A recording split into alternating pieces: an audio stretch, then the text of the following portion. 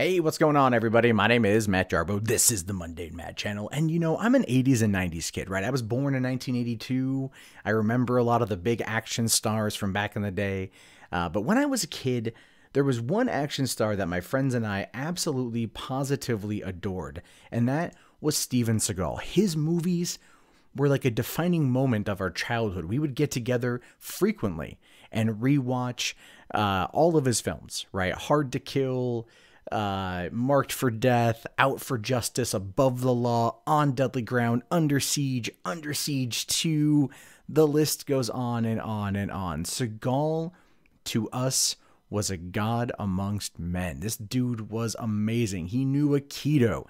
He was great. And then I'm not entirely too sure what happened to him. He kind of fell off the map. There was some divorce stuff that happened with him.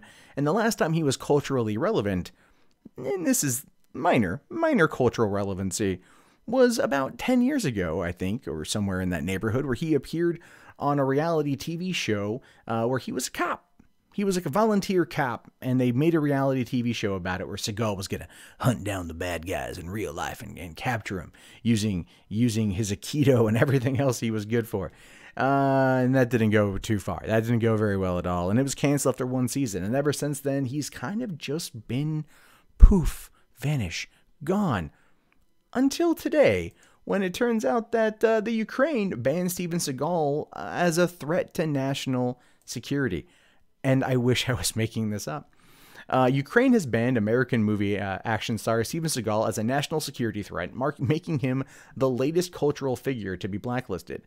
The Ukrainian Secret Service said it had forbidden Seagal entry to the country for 5 years in a letter published to the news site Apostrophe. The service's press secretary confirmed the ban to other media. So Seagal is banned from Ukraine. Now, I don't know about you, but I would like use it as like some kind of marketing tactic, right? Like, like he's making a comeback. Seagal, so dangerous. He's banned in the Ukraine, right? I don't know how much pull that would have with anyone.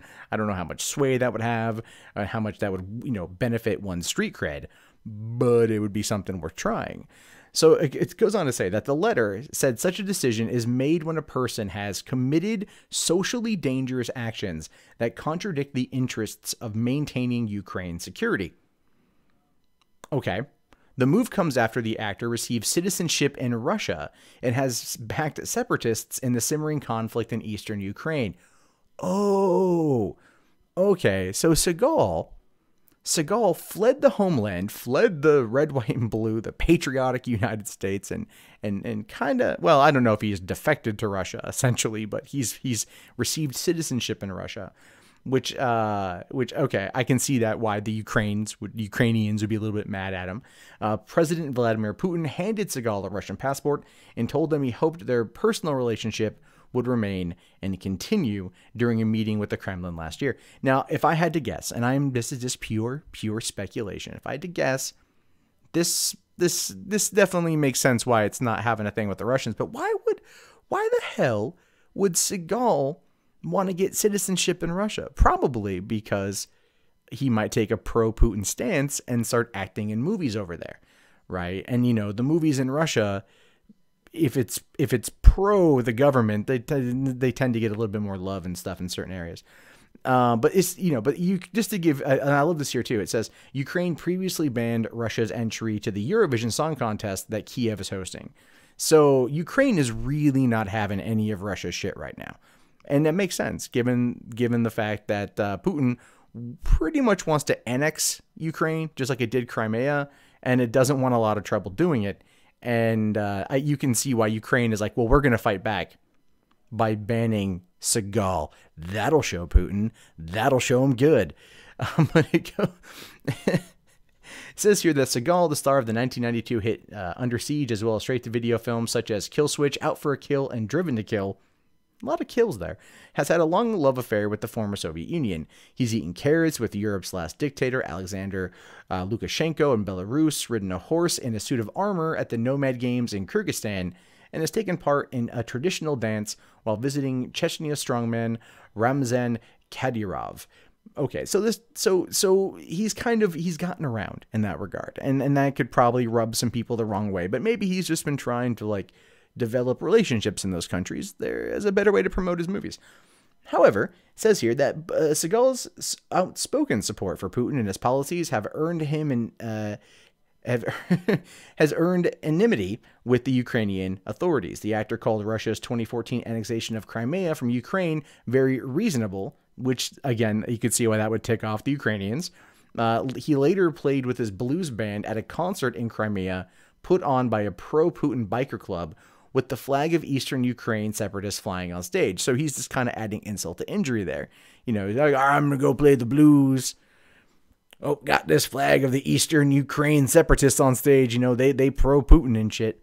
But in 2015, he was included in a proposed blacklist of foreign cultural figures who speak out in support of violating the territorial integrity and sovereignty of Ukraine, along with Gerard Depardieu, of all things, and many Russian artists. Ukraine later banned Depardieu, but has also blacklisted more than 100 Russian films. The cultural war with Moscow continued this year. Okay, and it goes on to talk more about the situation with the Eurovision, because Eurovision is a big thing in Europe, I guess. I don't know. I'm not really big into Eurovision. I know friends of mine that are like super into it, and I'm just like, I don't really know. But the point is, Seagal has been banned. Seagal has been banned from the Ukraine. You know, if look, this is the thing. If I was Seagal, here's what I would do. Here's totally what I would do. Right? I'd call up Putin. Okay, I'd call up my bro, and I'd be like, Yo, Pootie Pie. All right, Pootie Pie. I need you, man. Here's what we need to do. You need to go and talk to your people. Get them to make a movie. Get them to make a movie called Banned from Ukraine. And it's all about a nationalist trying to bridge the divide between Ukraine and Soviet Russia, or just Russia, because I don't think the Soviet Russia is there anymore. Right. And then it'll star me, but I'm going to be fighting, anti-separatists, right? Like they're Antifa there. And I'll be fighting them with my Aikido and everything. And that's going to be the movie. It's going to be great. It's going to be huge. We'll get Donald Trump to do a cameo appearance. It'll be wonderful. He owes you a favor anyway. The point is, that's what I would do. But Seagal getting banned from this, it's just, to me, it cracks me up. It cracks me up because Seagal in this particular, I mean, maybe, look, I will fully admit, I haven't followed his career in a while. I didn't know that he was given Russian citizenship. I didn't know that he is big on Putin. I didn't know these things. Does that make me hate him? No, it doesn't make me hate him. All right. I believe an artist and their politics can be separated, unlike many people who don't believe that, but I like to believe that. And, if Seagal was in another, movie, I'd probably check it out. Because, again, my childhood was very much full of Seagal stuff. But see that he's banned from the Ukraine, just is like, it really shows me that Ukraine is very much trying to keep Russia out. And that's only going to last for so long. Putin wants Ukraine. And while things may have slowed down in terms of getting it, he'll find a way. And I think part of that will have to do with establishing some kind of public support in Russia of annexing the Ukraine. Now, I remember the rumors back in 2014 with Crimea, that Crimea was like, oh, we totally want to go with Russia. We totes want to do that. And then it was also right around the same time, I believe, that there were some Russian troops that were entering Ukraine. There was a big battle going on there. And so maybe the citizens of Crimea didn't have much of a choice. They felt like, well, we have to either annex or bring battle to our shores, sort of thing.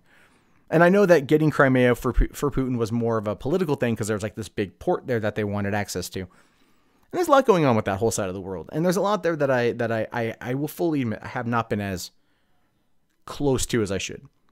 But seeing that Seagal has been banned, it actually piques my interest to learn more. I want to go and I want to read more. I want to understand more about it. And I hope you guys do too, because that's going to be a very big point of contention for not only Europe, but I believe the world going forward.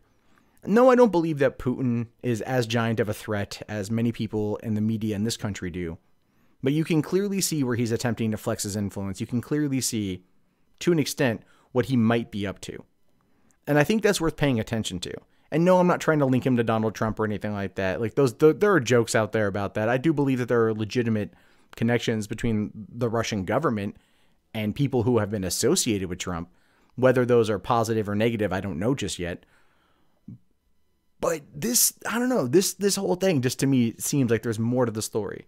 That is, unless it's just Ukraine being a little bitch about it, which could entirely be the case too. But I want to know your guys' thoughts on this. I really do. Like, do you think that Seagal getting booted from the Ukraine is a big deal? Do you think that it's only going to like improve his street cred down the road? It might get him, you know, it won't get him work in Hollywood. Let's be fair, right? You know, Hollywood's kind of anti-Putin, and so him being a friend of Putin isn't really going to help. But one has to ask, maybe if this whole thing could be changed, if, like, let's say Trump makes Seagal an ambassador to Ukraine, that would just be funny. But no, what are your guys' thoughts? Like, legit thoughts? Is this one of those, like, what the hell moments, or what? I'm just more like chuckling at this more than anything else. But anyway, let me know in the comments below. I apologize for the ramble of the video. It's just funny. I will talk to you guys later. Have yourself a fantastic day, and peace out.